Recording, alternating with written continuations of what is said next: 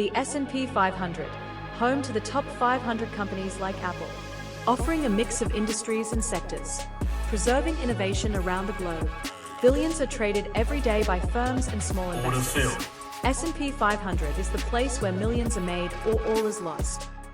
Welcome back. It is week 2 in our $10,000 Robinhood account journey. If you missed week 1's video, basically we have $10,000 in our Robinhood account and our entire goal is to just make more money. Our first week we made $972.40, which was almost a 10% gain in 1 week, beating the S&P 500 by pretty much almost 10% because I think the S&P was like 0.2, 0.3% that week. It's now 9:35 a.m. I never trade the first 30 minutes of the market because you never know what's going to happen. You don't know what kind of news is going to come out. There was one big piece of news that said inflation, I think for the last month, has cooled to the lowest level since 2021. So that's very bullish for the market. I want to be bullish today. Hopefully no more bad news comes out. We can just continue to go up slowly because it's much easier to buy calls than it is to buy puts. So let's see how much we can make this week.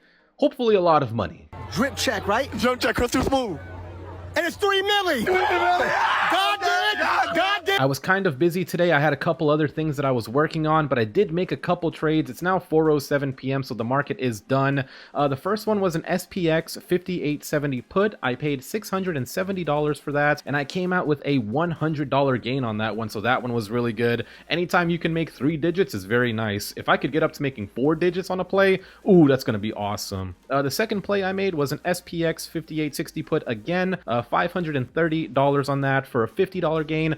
That one I actually got stopped out on, and I probably shouldn't have. I think I set my stop limit a little too close to where the price was, and I got stopped out, but a $50 gain is a $50 gain. After that one was an SPX 5890 put. That's actually 3 puts in a row now. 5890 put, $580. I came out with $20 on that one, so I got stopped out on that one again, but I got stopped out in the green, right? You don't want to get stopped out in the red, you know, because that means you're losing money. We want to actually make money around here. The next one after that was an SPX 5900 put. $460 on that one is what I spent, and I made $80, and I'm making some pretty good percent returns here, right? On that $80 one was a 17% return, a 3% return on the 20, a 9% return on the 50, 14% return on the 100, right? So we're making pretty good returns. And then after that one, I played the market on imbalance again, which is at 3:50 p.m. You kind of gamble which way the market's going to go, and it popped up a really big green candle. So I was like, yeah, okay, we're probably going to continue going up. It was a super bullish day, but it actually didn't do that. It actually went down. So I paid $110 for a contract for a 5910 call, and I lost $80, which was 72%,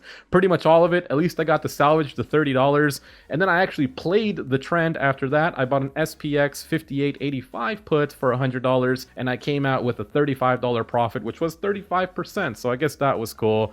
But overall, we were profitable again. We are now up to $11,165.73 in the account, and today we made $193.33. At one point, I was actually up $242, but because I gambled on the market on imbalance, which I might stop doing that, because I gambled on that, we made a little bit less today. If I take a look at the S&P 500 though, the ETF was only up 0.66% today. So again, I am beating the SPY. That's always good. Hopefully the rest of the week can be as good as today. And yeah, let's see what happens tomorrow.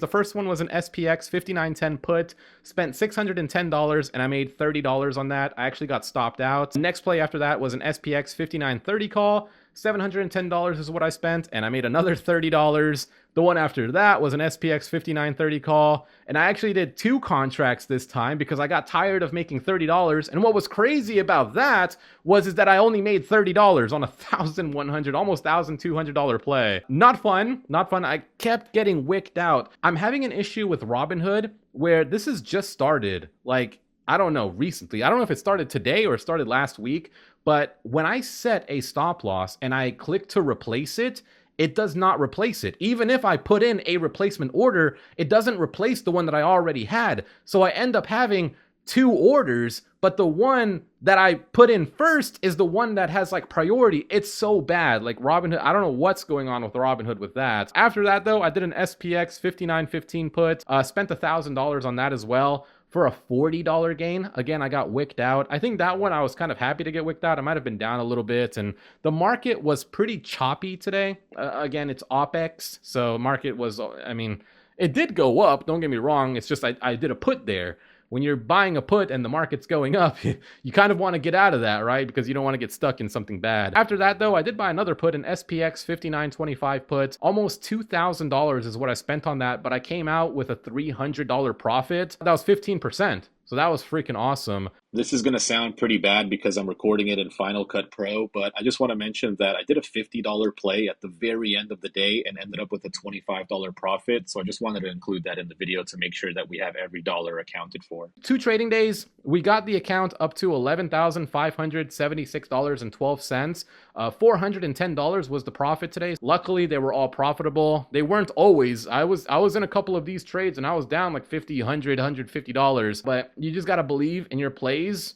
You made the play, just believe in it, right? If you make a play and it goes against you, just give it a chance, give it a second. If it continues to go against you, then cut your loss. I might end up just not even using stop losses anymore unless I'm already up like 10%, because for some reason the market seems to always want to hunt me down and stop me out. There is something that I've been thinking about doing, and that's getting a webcam, not using my actual camera to record this video right now, but getting a proper webcam and recording not only myself, but also recording the chart and literally showing you guys the moment that I get into a trade, right? So let's say right here, I decide I want to get into a call. Right here, what you're looking at right now, you can't see that, right? The only thing I can really show you right now is, hey, look, this is what I did. But if I had a webcam, I could record through the webcam and then also record the screen, and that way you can see all of that together as well. I'm thinking about doing that in the near future because I think they'll be a little bit more interesting than what I'm recording right now. So if you want to see that, let me know down below. And if you know any good webcams, I'm looking for something that's actually like really like full HD. Maybe it doesn't have to be 4K, but something that's at least like 1080p, very good quality. That way I can just put it here, and then instead of uploading these types of videos, it would be videos where it's like the chart and like my entries, and you can see like me getting upset when it goes down or something like that, or me being very happy, right? I would definitely cut it up. It would not be a full 8-hour session of you watching me play on my phone while I'm waiting for an opportunity, right? It would be something condensed that would show you guys like the cool parts of it. So let me know down below if you're interested in that, and I'll try to find a webcam. Actually, let me know, because I don't know which webcam to buy. I'm not a specialist in webcams. So yeah, hopefully you enjoyed this video. See ya.